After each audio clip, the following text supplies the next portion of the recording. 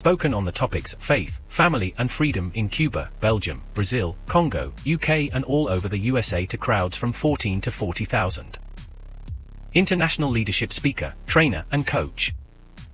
Author of Learn to Raw Leadership, Attitude Hack, Live a More Excellent Life, 5 Battle Strategies of a Victorious Warrior. 2021 President's Lifetime Achievement Award recipient. Founding partner of the John Maxwell team. Toastmaster International Speech Competition semi-finalist. Founder of Tell It Like It Is TV, ThatGuyRocks.com and ThatGuySpeaks.com. Creator of Story Power TV, Transforming Grace TV, and Leading Leaders Podcast. Producer of 4 TV programs and podcasts for Liftable TV and World Trumpet Television as well as multiple social media channels. Please help me welcome J Loren Norris. My oldest son, since he was probably 2 or 3 years old, has had an incredible tell. When he did something that he thought was phenomenally good, even if he was going to get in trouble for it, his face would tell you that he did something that he thought was really, really cool. If he played a prank on somebody or he did something that was maybe kind of right on the line of naughty but also funny, like tape the dog's feet to the floor, he had a look on his face that would tell you, I just did something that you're not supposed to know about, or you're not supposed to know that I did, but I think it's pretty funny, or I think it's pretty awesome. I just don't want you to know about it. Well, he's in his 20s now, and that face is still there. That tell is still there. When he's done something that you're thinking, what are you up to? Yeah, his face is going to tell you long before you actually find the details. You're going to know he's the one that did it because his face will tell you. Now, if you've ever played poker with somebody who's got a tell like that, they act a certain way when they've got a great hand, or their eyebrows do a different thing when they've got a horrible hand, or when they think they're going to beat you with a certain kind of a swaggler, they've got a tell in their voice and their hands and their eye movement. That's why a lot of them in the big professional games, they wear sunshades and ball caps and they hide as much of their face as they can so the subconscious tells don't show up. Well, I think leaders need to learn how to read tells, and that's what I'm going to talk about in this episode of Leading Leaders. Subscribe now for our extensive video library of leadership lessons promoting faith, family, and freedom. I'm J Loren Norris with Leading Leaders Podcast. And if you've been a leader for any period of time, you know that everybody that you lead, every employee, everybody that's part of your team, probably even some of your customers, they have a tell. In fact, in the sales training that I've taken in multiple different organizations, in that sales training, they call them buying signals. A buying signal might be a change in a body position. It might be a move of the hands from uncrossed to flat on the table. It might be opening up their body posture or showing that thinking sign literally in a biophysical way. Sometimes it's as simple as, so if I did invest in something like that, or if I could put out the money, if I could come up with the money to do that, then what might it cost? That's a very direct buying signal. And at that point, if you're not ready to close, you're going to be in trouble. Now, as a salesperson, you know that buying signal may intentionally come early because they're setting you up for an objection of price. And if you haven't finished explaining the product or don't feel like you've got a foundation strong enough to overcome objections, now is not the time to give a price because they're going to be buying the least amount of what you offer that they possibly can because their primary objection is cost. They don't see it as an investment. They see it as an expense. Now, if you're a leader, but not in sales, you've got to be aware of the same kind of tells. Buying signals may not just be for a cash outlay. They may be buy-in as well. They're going to buy into an idea that you have, a new procedure that you want to implement, a new policy that you're going to have to put in place because of certain people's behavior. And every one of those little tells, every one of those buying signals, every one of those reads that a leader should be able to pick up on are significant. If as a leader you let those go by because you have a dictatorial type of an attitude that, well, you're going to do what I tell you to, and I really don't care if you like it or not, then you're going to find yourself wrestling with the relationships that you have in your workplace. There will be things that they do because they feel like they don't have a choice, but you don't really have their buy-in, which means they're also going to be murmuring behind your back. They're going to be looking for ways to skirt the policy or avoid the repercussions of skirting the policy because they really don't care and they don't really believe the policy is in their best interest. They just want to figure out how they can get around it the easiest way. That's what happens when a leader doesn't read the tells. Now, there's another area where tells are very important, and that is in the world of just open communication, media, politics, things of that nature. And sometimes those tells are subconscious. People don't realize that their body language, their positioning in a room, the way that they stand. You know a security guard when you see one, even if he's just a silent bodyguard. Then maybe he doesn't even have the little curly thing hanging out of his ear, but the way he stands with his, chest out and his shoulders back and his arms crossed and his head on a swivel, and he's constantly looking. He's watching for some sort of trouble. You may not even know who he's guarding, but you can tell by his body position and the way he stands and probably where he stands or she that they're guarding someone or something. That's a really blatant tell. Good ones blend in and you don't have any idea that they're there for that capacity. Watch some of the guys that are trained by CIA or NSA and they blend into a room in a way that you're like, I would have never guessed. They're also usually the ones that are carrying when trouble goes down and a bad guy with a gun needs to be stopped by a good guy with a gun before the guys with the badges show up. Those are the kind of people you want to be around. But the tell sometimes is subtle, hidden, and yet intentional.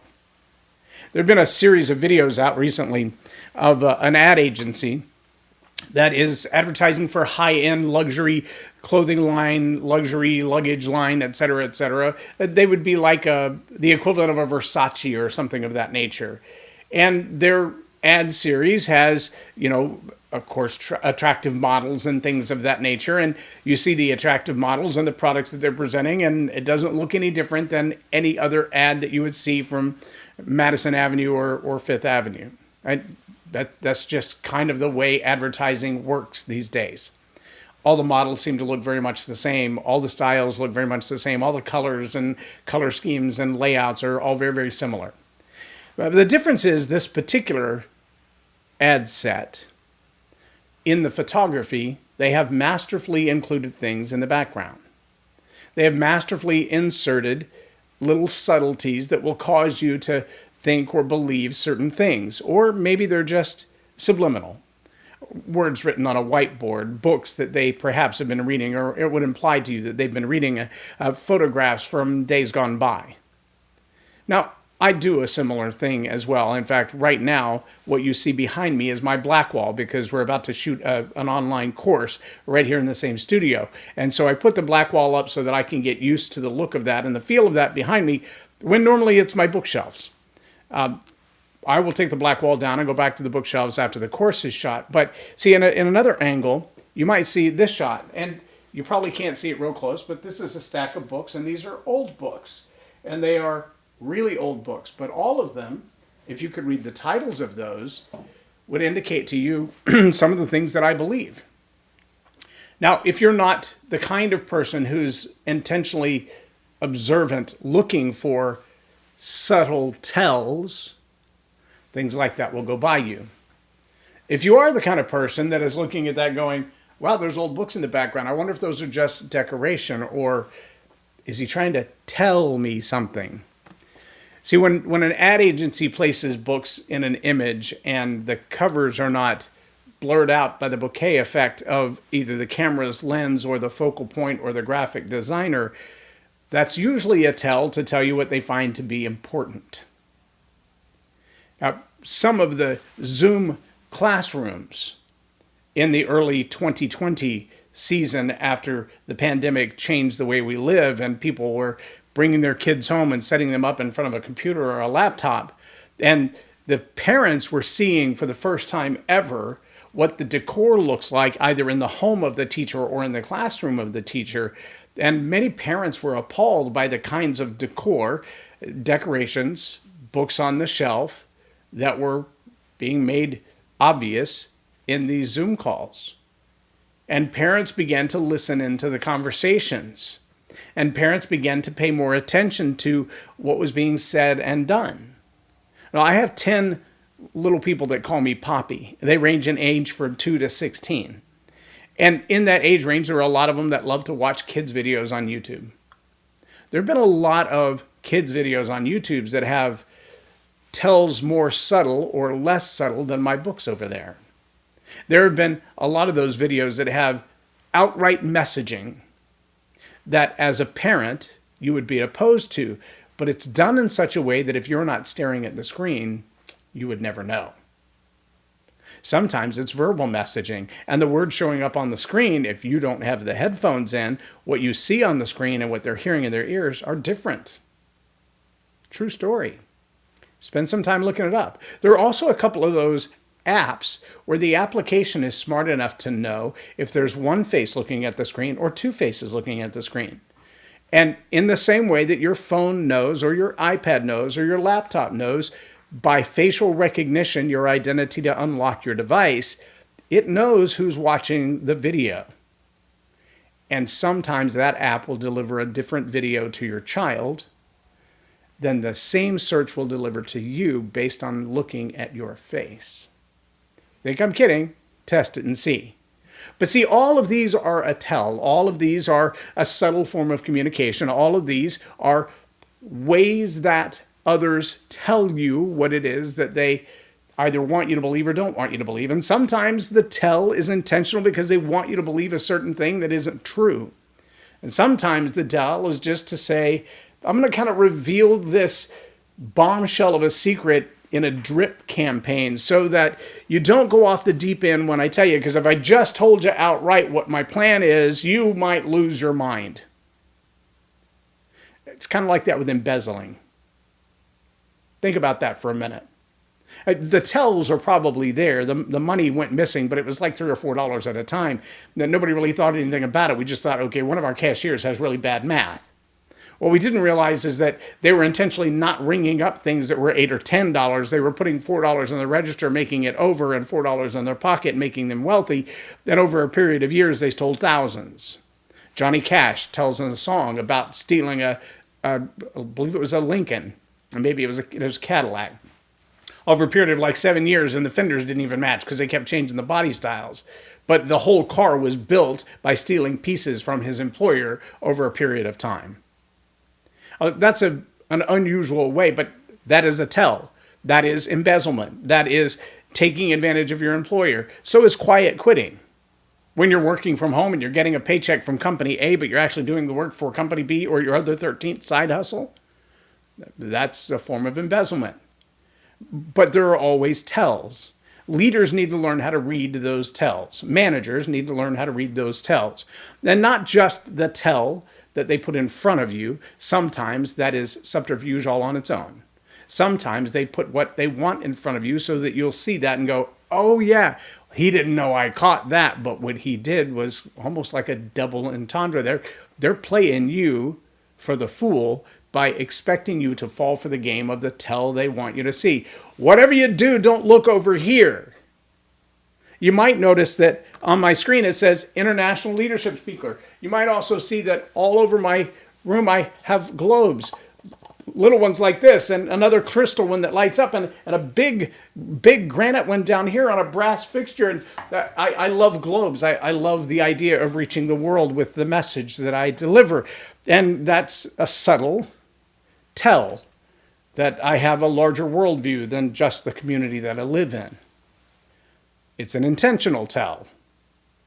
But if I were using it for subterfuge, if I were using that to mislead you, I might point out certain places on the globe that would indicate to you what's near and dear to my heart, even if it's not.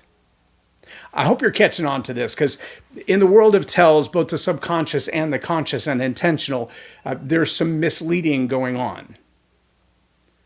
some of the books in the background, some of the lyrics in a song, some of the imagery in a song that don't even match the lyrics to the song. Those are the kinds of things where those subtle tells make an enormous difference in the actual message that's being delivered.